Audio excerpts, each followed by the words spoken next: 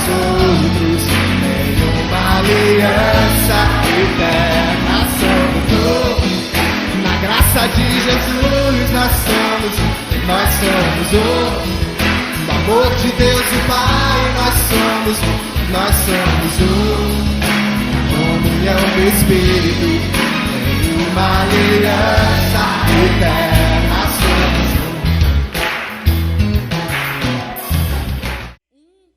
Meio da Igreja de Cristo sobreviver nesses dias trabalhosos, nesses dias difíceis, é pela unção e o poder do Senhor, do Espírito Santo. E hoje para a gente é um dia muito especial, porque a igreja começou a caminhar a partir do dia de Pentecostes. A igreja passou a ir e cumprir o propósito que o Senhor tinha para ela a partir do dia de Pentecostes.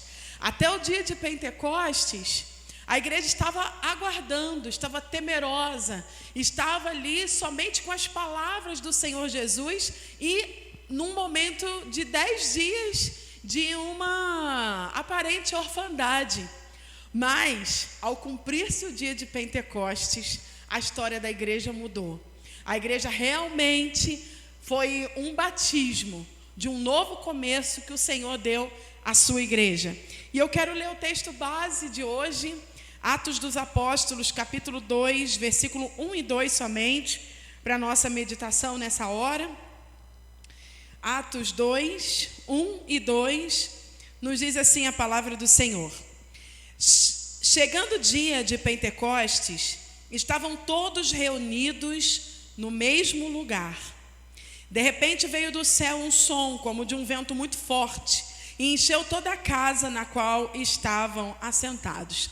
Somente esses 2 versículos, e eu queria que vocês estivessem orando comigo nesse momento, desde já pedindo ao Espírito Santo para tomar seu coração, sua mente, suas emoções, seus pensamentos, que nós venhamos nesse momento nos derramar diante da presença do nosso Deus.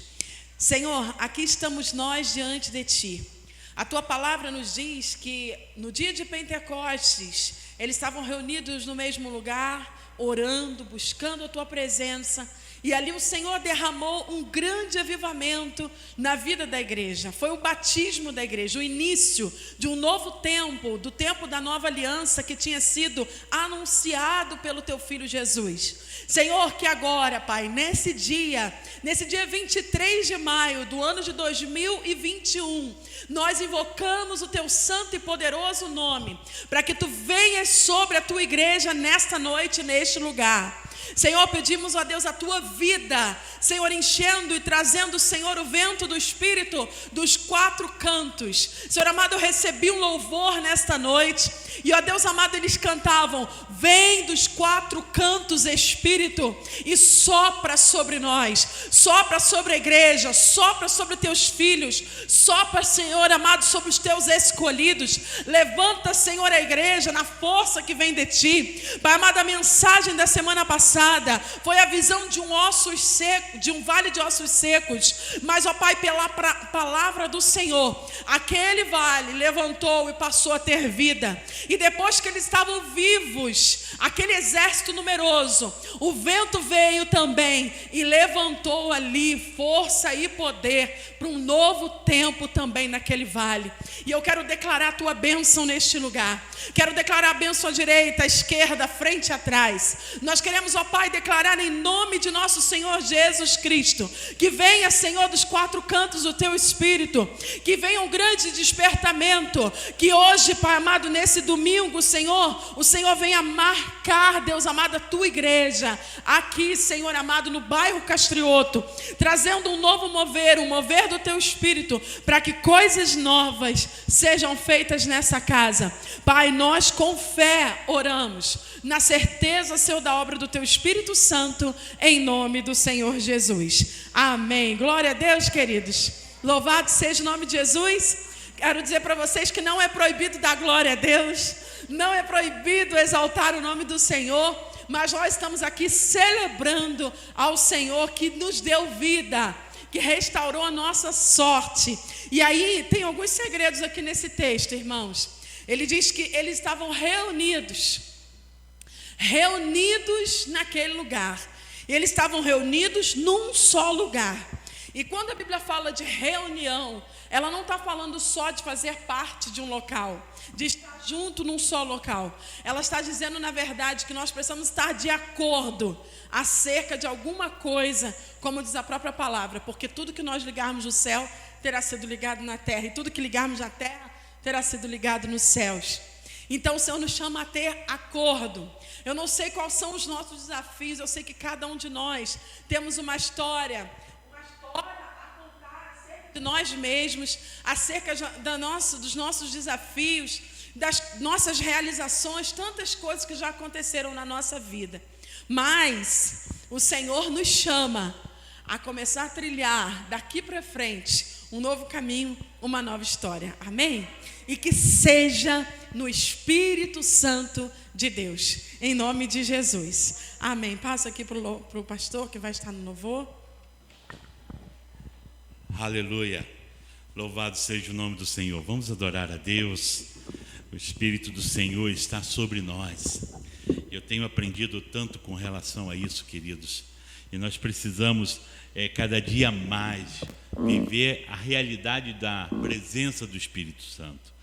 Então vamos estar adorando, vamos declarar que o Espírito Santo vai vir sobre nós, vai descer sobre nós. Aleluia. Descerá sobre ti o Espírito Santo, e o poder altíssimo te envolverá.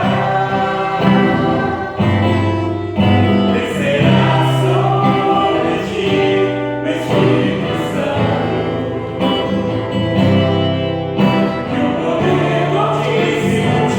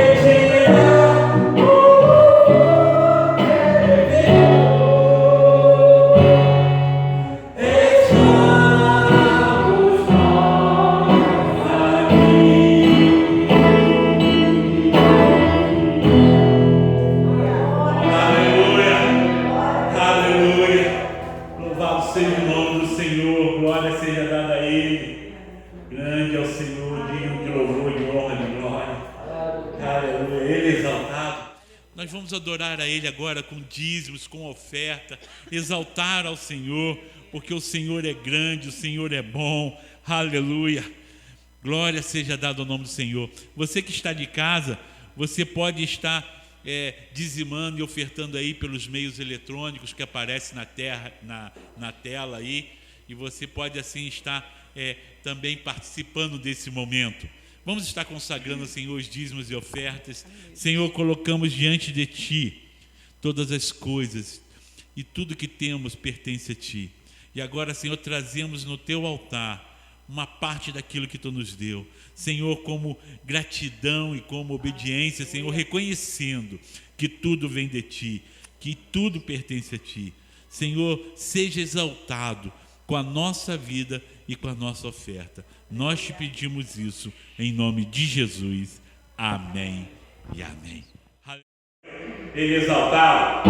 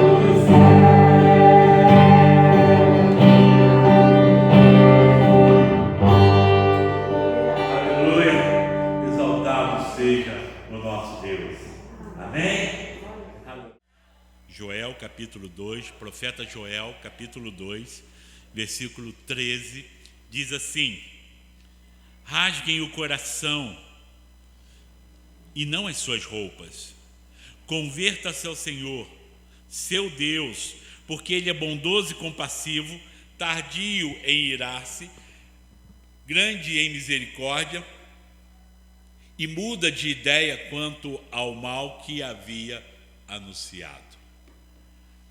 Podeis assentar, queridos irmãos. A aliança de coração é diferente de aliança de mãos. O livro do profeta Joel nos ensina sobre o poder da oração e do jejum do povo de Deus. Ele nos fala sobre orar e adorar, realmente se consagrar a Deus. O livro do profeta Joel, ele concentra uma profecia que Joel fez depois de uma praga de gafanhotos que atingiu a terra, e o povo ficou desolado, ficou com grandes dificuldades. No início, o primeiro capítulo de Joel fala dessa praga, e a gente já ouviu, eu não vou estar entrando nisso aqui porque é outra mensagem, mas o destruidor, devorador, e vai por aí afora. Mas fato é que essa praga veio e criou um desastre, um caos entre o povo na terra naquela época. E Joel vem com uma profecia posterior a essa praga e vem para trazer algumas advertências e o anúncio de algo que Deus iria fazer. E é interessante que essa profecia contempla o Pentecostes. Porque lá no versículo 28 do capítulo 2, diz assim: acontecerá depois disso que derramarei o meu espírito sobre toda a humanidade. Os filhos e as filhas de vocês profetizarão, os vossos velhos sonharão e os seus jovens terão visões. Até sobre os servos e sobre as servas derramarei o meu espírito naquele dia. Aqui é uma profecia do Pentecostes. Algumas coisas a gente tem para extrair aqui desse capítulo 2 como lição para nós, nesse dia que nós estamos celebrando o Pentecostes. E eu quero começar no versículo 1, você que está aí acompanhando no capítulo 2, versículo 1, Joel traz um chamado à realidade. Diz assim o versículo 1: toquem a trombeta em Sião e deem o alarme no meu santo monte, que todos os moradores da terra tremam, porque o dia do Senhor está chegando e já está próximo. Joel começa essa profecia trazendo aqui o povo para uma realidade. O versículo 11 ele continua dizendo assim: o Senhor levanta a voz diante do seu exército, porque o seu arraial é enorme, e quem escuta a sua ordem é poderoso. Sim, grande e muito terrível é o dia do Senhor. Quem poderá suportar? A primeira coisa que eu aprendo no Pentecostes, no dia de hoje, é que não dá mais para brincar. Passou a hora de brincar. As crises, provações servem para nos chamar para a realidade. E nós estamos passando por um momento de crise muito grande. É para sair do comodismo, é para sair da apostasia. Deus permite uma crise para dar um sacode e dizer: olha, quem é Deus sou eu. E vocês precisam entender isso. Foi assim lá com o povo de Israel, lá no Antigo Testamento, foi assim no Novo Testamento e é assim hoje. O Evangelho nunca foi oba-oba. Sempre foi renúncia, sempre foi entrega, sempre foi perseverança. Nada tem a ver com prosperidade. Em nada, o Evangelho não tem a ver com prosperidade, nunca teve a ver. Prosperidade é um presente de Deus, não uma obrigação. Deus tem prazer em fazer os seus filhos prosperar, em abençoar, em dar, mas isso não é uma obrigação, isso é um presente. É Deus que tem alegria em dar ao seu filho, aos seus filhos. Mas na verdade o Evangelho, ele é renúncia, ele sempre foi entrega, ele sempre foi uma questão de perseverança. E toda vez que vinha a altivez no coração do homem, vinha também uma grande crise para colocar todo mundo no seu lugar e dizer: olha, preste atenção, não é assim. E eu creio que nós estamos vivendo um tempo assim, semelhante a esse. Foi assim lá em Israel. E veio a crise, ficou desolado. E levanta-se um profeta, em um momento de crise, para dizer: o dia do Senhor está chegando. E esse dia é terrível. Por que é terrível, pastor? Porque muitos não estão preparados, não estarão preparados. Queridos, nós queremos pregar o Evangelho e alcançar, através do Evangelho, a todo mundo, porque Deus amou e ama o mundo inteiro. João 3,16 fala disso. Só que também a palavra do Senhor diz que são poucos. A igreja está crescendo, mas a palavra do Senhor diz que nos últimos dias o amor de quase todos se esfriaria. A palavra, ela é forte e ela não diz que é de alguns, não diz que é de um punhado de pessoas, não diz que é só aqueles que estão mais ou menos, diz que quase todos, o amor de quase todos se esfriaria. E o amor se esfriar no coração do crente é a ausência de Deus, porque Deus é amor, Ele é a essência do amor. Então o crente que não ama, porque Deus não está no seu coração, o Espírito Santo não está no seu coração. E isso é muito forte.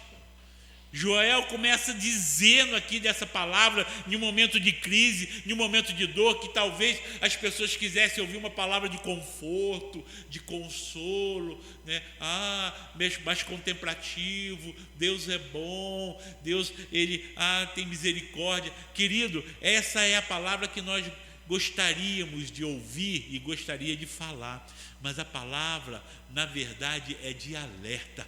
Nós temos que despertar. A igreja não pode viver um estado de comodismo, de sonolência, de apostasia, achando que já está tudo bem, achando que é a escolhida, a separada. Não é bem assim. E Joel é o profeta que vem tocar nessa ferida. Mas ele vai mais longe. E aí o versículo 12, 13 e 17 diz assim: ainda assim, agora mesmo diz o Senhor, convertam-se a mim de todo o coração, com jejuns, com choro e com pranto. Rasguem o coração e não as suas roupas. Converta-se ao Senhor, seu Deus, porque Ele é bondoso e compassivo, tardio em irar-se e grande em misericórdia. E muda de ideia quanto ao mal que havia anunciado. Versículo 17.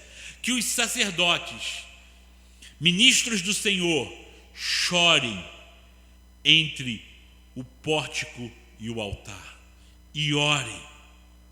Até aqui. Joel traz a gente agora a um alerta. Nós temos uma parte para fazer.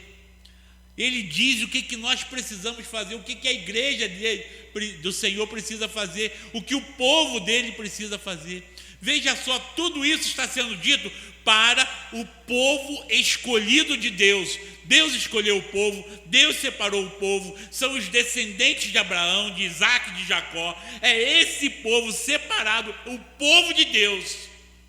E o profeta Joel traz uma palavra de Deus dizendo assim: convertam-se a mim de todo o coração.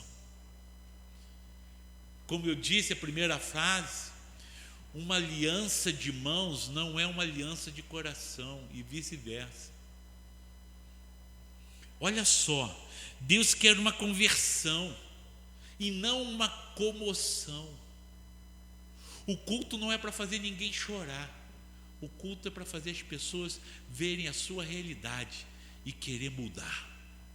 Se isso vai provocar choro ou não é outra história. O culto não é para ser emocionante. O evangelho não é para ser emocionante. O evangelho é para confrontar. O evangelho é confronto. É para converter. Diz o texto: rasguem o coração e não as suas roupas. do que se está falando nesse momento. É o que realmente eu sinto, está no coração, é o sentimento, é quem eu sou, é a minha escolha, a minha decisão, não a minha aparência. Veja só as roupas, os sacerdotes mencionados no versículo 17, os rituais, os títulos, não impressionam a Deus. Isso tudo não é proibido, isso tudo não é errado, mas isso não impressiona a Deus, porque não é a aparência, não é o exterior, não é a roupa, não é o que eu faço para os outros verem, mas é o que eu vivo e que eu sinto que vai importar diante de Deus. Por isso Joel está falando, é necessário rasgar o coração. Por que ele fala isso? Porque havia um ritual para representar o arrependimento. Quando alguém estava arrependido, quando alguém tinha feito alguma coisa errada, quando alguém sentia que precisava se quebrantar, ele ia, rasgava as vestes, pegava cinza, jogava sobre a cabeça, se prostrava. Só que muitas vezes fazia isso e não mudava de atitude. Continuava com uma vida influenciada pelo mundo, influenciada pelas culturas, influenciada pelas coisas que os outros fazem, e muitas vezes completamente distante dos princípios da vontade de Deus. E o que o profeta está trazendo aqui é algo muito sério, porque ele está dizendo assim: é necessário algo verdadeiro dentro do coração, que é dentro dos sentimentos, dentro da vontade, dentro da sua realidade. Rasgue o coração e não as suas vestes. Converta-se, não importa se você faz parte do povo ou não. E é interessante trazendo isso para o Pentecoste, porque os discípulos precisavam disso. O que acontecia? Eles achavam que eles eram muita coisa por andar com Jesus. Sabe aquele negócio? Eu sou amigo da pessoa mais importante, eu estou do lado daquele que é o cabeça, eu estou do lado daquele que é a pessoa, né, de fama, importante. Eles já se achavam. Estar na igreja não faz ninguém especial, irmãos. Fazer parte de uma igreja não torna ninguém mais especial. Eu vou dizer algo aqui que talvez muitas pessoas se choquem e contestem, mas Deus não ama não ama mais quem está dentro da igreja. Deus ama a todos e não torna ninguém especial só porque é membro da igreja, porque ele tem um título, porque é pastor, porque é do ministério de louvor, porque ele tem um cargo maior, porque não, isso não faz ninguém mais especial. Isso são apenas atribuições de trabalho, e quanto mais alto o ponto, quanto mais alto é o cargo que a pessoa ocupa, maior o nível de servidão. O que faz alguém especial para Deus são os atos de piedade e de misericórdia. O que é isso, pastor? Piedade e misericórdia são duas palavras bem próximas, que muitos até confundem. Mas piedade é tudo o que eu faço a Deus, aquilo que é feito a Deus, quando eu adoro a Deus, quando eu estou me consagrando a Deus, quando eu louvo a Deus. Isso é um ato de piedade. E um ato de misericórdia é tudo que é feito ao homem, é tudo que é feito ao ser humano. Então, quando eu faço alguma coisa por alguém, quando eu ajudo alguém, quando eu oro por alguém, quando eu abraço alguém, isso são atos de misericórdia. E a gente precisa caminhar com atos de piedade e de misericórdia. O que eu faço a Deus e o que eu faço ao meu irmão, o meu dia a dia, a minha prática, isso vai fazer diferença. E isso que torna alguém especial. É isso que torna alguém especial. Não é o cargo, o título, a posição, não é o que eu faço, não é a quantidade de rituais que eu cumpro. Isso, na verdade, é importante para nós, mas que Deus quer mesmo é o nosso coração quebrantado.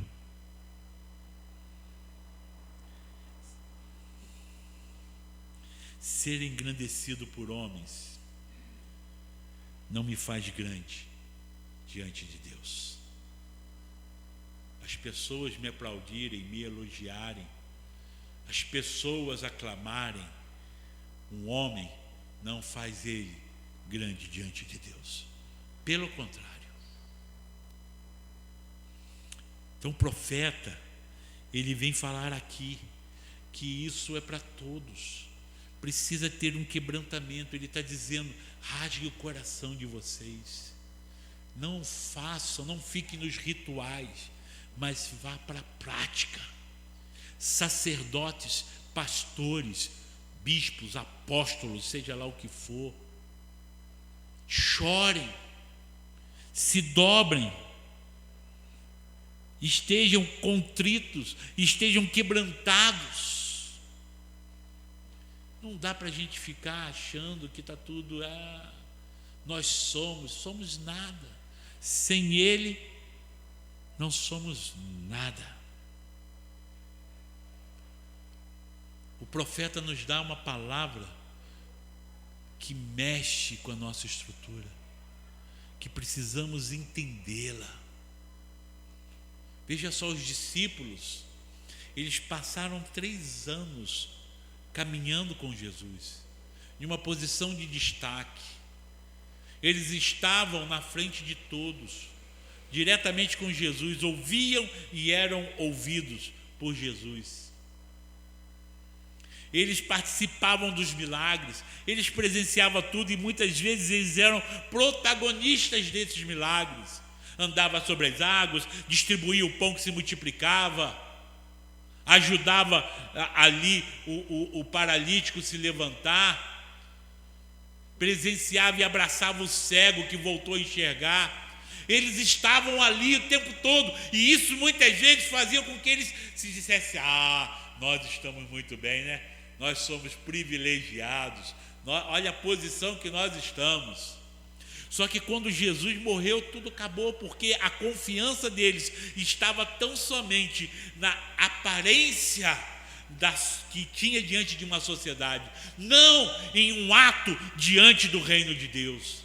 Então eles precisavam também ser impactados, e assim como nesse momento eles tiveram que se quebrantar. Aí Jesus chega, quando ele está indo ao céu, diz assim: olha, vão para Jerusalém e permaneçam unidos em oração, até que venha do Espírito Santo sobre vocês, assim como falou o profeta Joel. Então Pentecoste, irmãos, não é um ato mágico para fazer alguém aparecer. O Pentecoste é um selo do quebrantamento, quando alguém entende o que é o reino de Deus. Aí o Espírito Santo vem para impactar, vem para mudar, vem para mexer nas estruturas. Queridos, a promessa é de derramamento do Espírito. Versículo 28 e 29 diz assim, eu já li ele, mas vou ler de novo, diz assim: e acontecerá depois disso que derramarei o meu Espírito sobre toda a humanidade. Os filhos e as filhas de vocês profetizarão, os seus velhos sonharão e os seus jovens terão visões. Até sobre os servos e sobre as servas derramarei o meu Espírito naqueles dias. Aqui o profeta, a profecia sobre o Pentecoste diz que vai ser derramado o Espírito Santo. E isso é tão forte que Pedro, logo depois do Pentecoste, na defesa ali, Pedro menciona exatamente esse texto de Joel. Pedro lê exatamente esse texto e diz assim: o que está acontecendo foi dito em profecia pelo profeta Joel. E acontecerá que eu derramarei o meu Espírito. Mas veja só, sempre me chamou a atenção uma coisa aqui. toda vez que eu vou para o Pentecostes, algo me chama muita atenção. Não foi um derramar sobre a vida de alguns. Lá em Atos, capítulo 2, versículos 5 e 6, nos narra o que aconteceu no Pentecostes. E diz assim: estavam morando em Jerusalém judeus, homens piedosos, vindo de todas as nações debaixo do céu. Assim, quanto se fez ouvir aquela voz, afluiu a multidão, que foi tomada de perplexidade, porque cada um os ouvia falar na sua própria língua. O que aconteceu? Os discípulos estavam ali em um local separado, mas aberto. E eles estavam orando. Quando eles alcançaram o mesmo propósito, de estarem fazendo aquilo que Deus mandou fazer, e todos juntos, sem tempo para ficar questionando uns aos outros, estavam todos orando. O texto narra que veio sobre cada um deles línguas como que de fogo. Primeiro, vamos entender aqui o que aconteceu ali no primeiro momento. Línguas como que de fogo não é a língua estranha, eram labaredas de fogo. A gente chama de língua de fogo uma rajada de fogo. Isso quem já esteve no campo, já esteve na roça, sabe muito, fala muito sobre isso, sobre essa língua de fogo, né? A rajada de fogo. É que veio algo sobre eles que parecia uma rajada de fogo, uma língua de fogo. E diz o texto que cada um começou a falar em uma outra língua. Mas também o texto que nós lemos aqui nos fala que havia ali uma multidão de pessoas que estavam ali em Jerusalém, vindos de todas as nacionalidades, de todos os lugares. Cada um tinha uma língua diferente, cada um falava uma linguagem diferente. E aí o texto nos fala que todos ficaram perplexos, porque cada um ouvia na sua própria língua. Preste atenção, irmãos. O agir de Deus não tem a ver com uma religião ou uma denominação ou uma congregação, a congregação A ou a congregação B. O agir de Deus tem a ver com a vontade dele. Ele derrama sobre quem ele quer, quando ele quer e como ele quer. É ele que é dono, é ele que é o Espírito Santo, e ele não depende da minha autorização e nem das minhas ações para ele agir. Veja só, quando a gente pensa no derramar do Espírito Santo em Pentecostes, a gente pensa no Espírito Santo agindo restritamente em um grupo de discípulos. Mas o texto me faz ver claramente que não foi assim. Na verdade, o Espírito Santo estava sendo derramado sobre todos os que estavam naquele lugar, tementes ou não, fiéis ou não, porque todos de alguma forma foram tocados e ouviam. O que mudou não foi a boca dos discípulos, mas o ouvido das pessoas que estavam ali. O Espírito Santo veio tocar em todos, e todos ouviram na sua língua a mensagem de Deus. Não é à toa que 5.000 pessoas se converteram, porque o Espírito Santo veio sobre todos, assim como diz a profecia.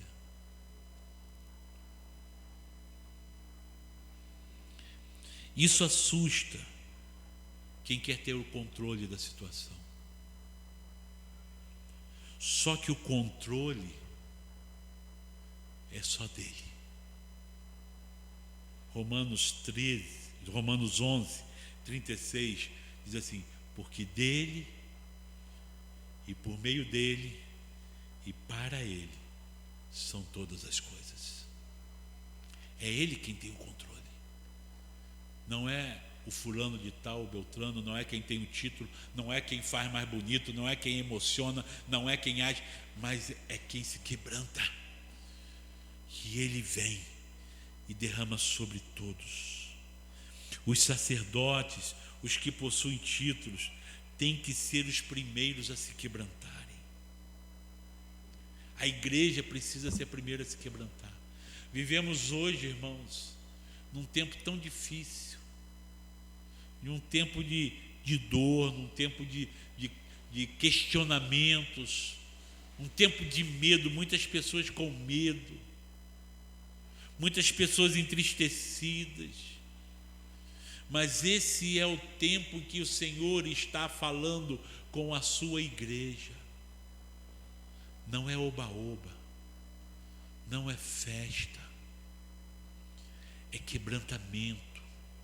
Rasgue o coração de vocês, ao invés de estarem atentos a rituais rotineiros, repetitivos. Quebrante-se, converta-se. Ele está falando que nós precisamos nos despertar. Pentecoste vem nos falar sobre esse agir de Deus na nossa vida, a partir do nosso quebrantamento. E o texto termina com uma boa notícia. Versículo 32, que diz assim: e acontecerá que todo aquele que invocar o nome do Senhor será salvo. Queridos, essa profecia, essa palavra do profeta é desafiadora, porque a salvação está condicionada exatamente a isso, a invocar o nome do Senhor. O Evangelho sempre foi sobre isso. Não é sobre as inúmeras coisas que eu tenho que fazer, os inúmeros rituais. Invocar, se entregar, renunciar, negar a si mesmo. Isso é o Evangelho. Isso é o Evangelho. Atos capítulo 16, versículo 31 diz assim: e eles responderam: creia no Senhor Jesus Cristo e será salvo tu e a tua casa. Quem invocar o nome do Senhor, quem crê no Senhor, será salvo. Esse é o critério de salvação. Tem muita gente inventando moda, irmãos, mas eu quero te dizer que o reino de Deus não é uma passarela para ter desfile de moda. Tem muita gente inventando coisas, mas o Evangelho já foi escrito e é simples. Creia no Senhor, renuncie o pecado e comece uma nova caminhada, a cada dia com o Senhor. Pentecoste é mudança na minha vida. Quando eu mudo, o Espírito vem sobre mim e Ele me capacita, Ele me mune, Ele me coloca nas mãos ferramentas que eu preciso para expandir o reino de Deus. Sabe, queridos, por que eu estou falando isso? Porque tem muita gente que pega o dia do Pentecoste achando que é um dia de premiação. Não é um dia de premiação, é um dia de capacitação.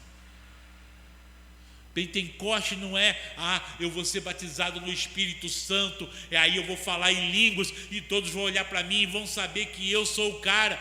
Não é, nunca foi e nunca será isso. O dom de línguas é legítimo, a Bíblia fala sobre ele existe, é verdadeiro. Muitas pessoas que servem ao Senhor têm esse dom, mas ele não é obrigatório. O Espírito Santo vem e nos capacita com dons diversos. Ele tem muitas formas de agir na minha vida e na tua vida. O dom de língua é apenas uma delas. E olha, na listagem do apóstolo Paulo nem é o mais importante. Ele coloca lá embaixo, ele diz que tem um montão de outra coisa que é mais importante. Quem fala isso é o apóstolo Paulo. Eu estou dizendo isso, eu estou pregando isso hoje, porque muita gente vai para esse dia esperando um acontecimento para se sair como premiado. Na verdade, o acontecimento do Pentecoste é um acontecimento de transformação. Aqueles discípulos finalmente entenderam o que era o Evangelho. E só a partir dali, 50 dias depois da crucificação de Cristo, é que aqueles homens saem verdadeiramente como embaixadores de Cristo. Aqueles que se esconderam, aqueles que negaram Jesus, aqueles que tiveram medo, agora eles saem proclamando e dizendo: o que está acontecendo foi anunciado pelo profeta Joel, e Deus mudou a nossa história através de Jesus Cristo. E começa uma nova caminhada. Hoje, 2000 e tantos anos depois, nós estamos precisando de um Pentecoste, de um renovo, de um sacode, despertar para o que realmente é o reino de Deus. As crises vêm para que o povo se quebrante, para Deus poder agir. Estamos vivendo um tempo de crise. Que o povo de Deus se quebrante e que a misericórdia do Senhor venha e o Espírito seja derramado sobre todos nós. Amém? Que Deus nos abençoe e tenha misericórdia de nós. Vamos orar nesse momento. Queria convidar a pastora Patrícia. Nós vamos estar orando. Ela vai estar conduzindo esse momento.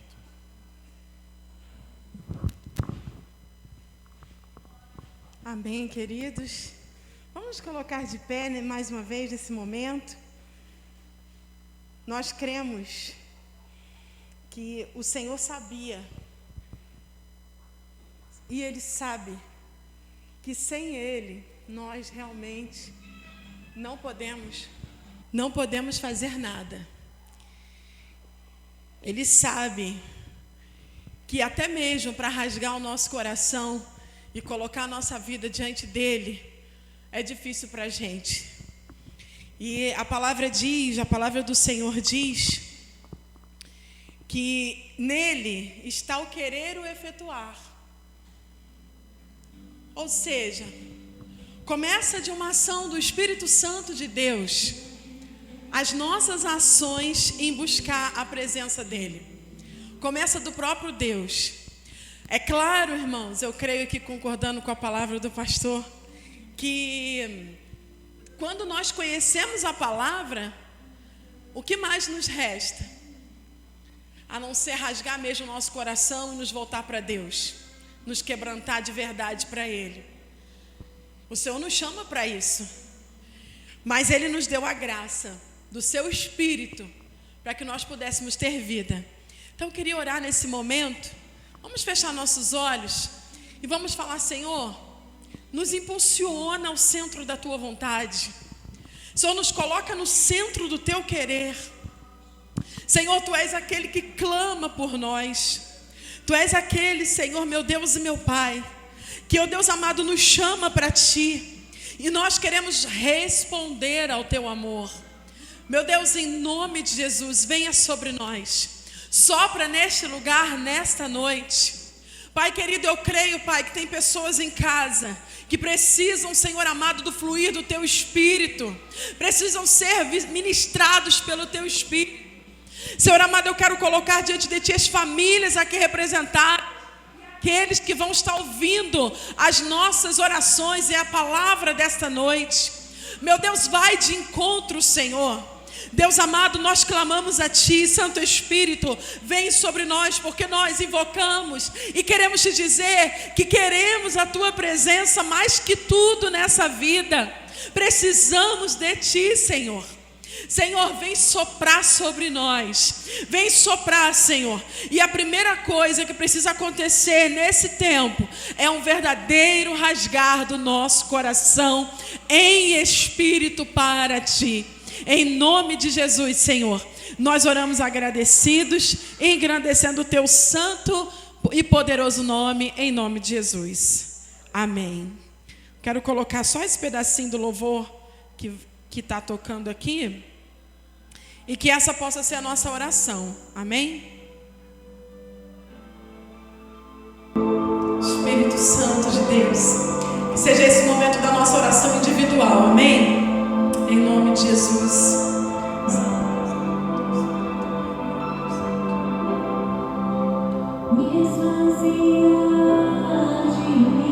Sim, Senhor.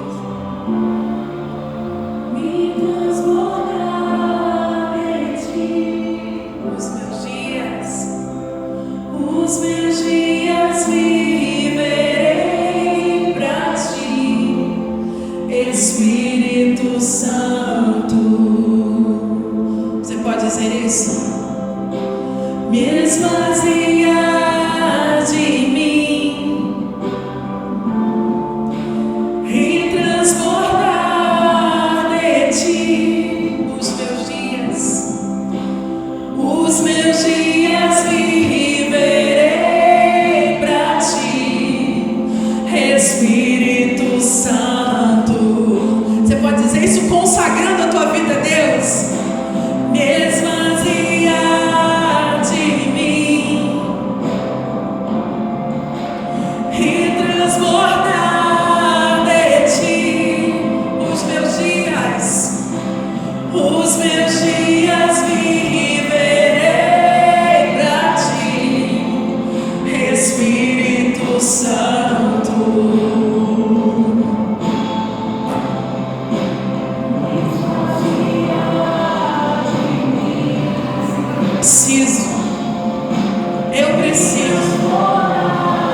Eu preciso me esvaziar de mim. Os meus dias viverei pra ti, Espírito Santo. Com força ao Senhor. Me esvaziar de mim e transbordar de ti. Os meus dias viverei pra ti, Espírito Santo. Aleluia. Senhor, em nome de Jesus, que essa seja a nossa oração de consagração. Senhor Deus, me faça viver todos os dias para ti, Espírito Santo. Viver todos os dias para ti. Ter a consciência da tua presença em mim, que sou morada, que sou templo do teu Espírito. Senhor, e viver de acordo com essa presença maravilhosa que habita em mim. Em nome de Jesus. Amém. Graças a Deus. Glória a Deus. Deus abençoe, queridos. Aleluia. Estamos encerrando. Que o Senhor realmente ouça o nosso clamor. Que o Espírito Santo venha sobre nós. Amém?